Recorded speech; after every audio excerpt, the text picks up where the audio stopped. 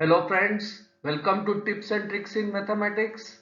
This is for class 10 students and this particular video details on the CBSE examination pattern for 2023 to 2024 batch students.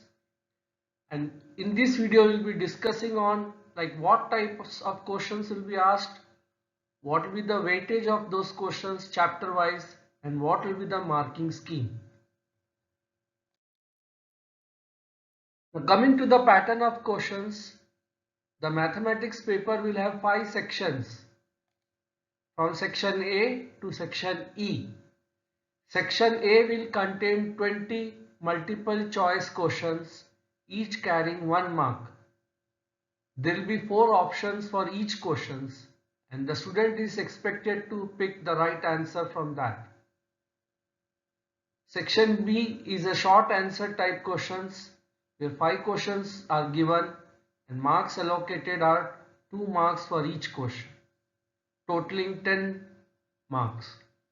Similarly, section C also is short answer type questions containing 6 questions, each carrying 3 marks, totaling 18 marks for that particular section.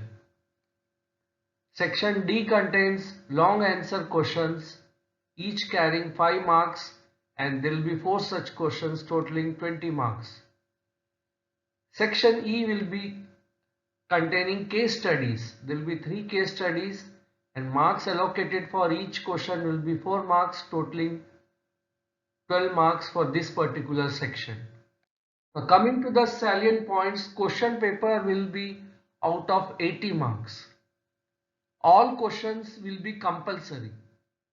However, there will be internal choices for only few questions. In the MCQ section, you will be getting 2 assertion reasoning based questions. This will be detailed in a separate video. Further, each case study will have questions in 3 parts. So you have to answer all those parts in one particular case study.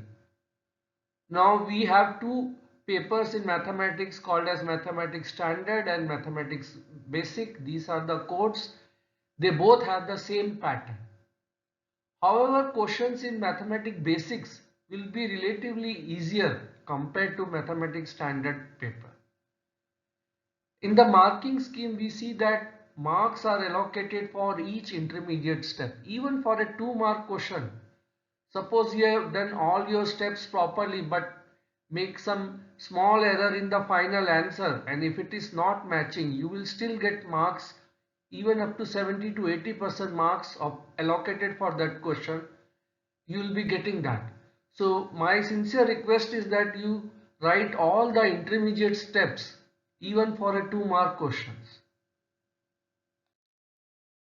Now coming to the weightage of marks allocated for different chapters. This is the breakup given. For the real numbers, 6 marks are allocated. For the algebra section containing polynomials, pair of linear equations, quadratic equations, and arithmetic progressions, these 4 particular chapters will contribute 20 marks. Then coordinate geometry is 6 marks. Then geometry consisting of triangles and circles will be 15 marks. Trigonometry will be 12 marks. Out of that, 8 marks will be introduction part and 4 marks will be on the applications of trigonometry, where we solve the heights and distances problem. In the mensuration section containing areas related to circles and surface area and volumes, 10 marks are allocated. Statistics 7 marks are allocated and probability 4 marks. So totaling this grand total will be 80 marks. Now coming how to get the sample question paper and sample marking scheme, you can visit the site cbseacademic.nic.in. Once you go to this site, you will see the dashboard here. On the dashboard, click sample question paper. Then you will see all the SQP for the previous years. You can click on the new one, SQP 2023-24. Then another drop down menu will come, class 12 and class 10. You can click on class 10. Then you will be taken to a site where you will see the question papers as well as the marking scheme also given there. With this, I conclude the video. I request you to subscribe this channel so that all latest updates can be given to you immediately. Thank you very much, friends.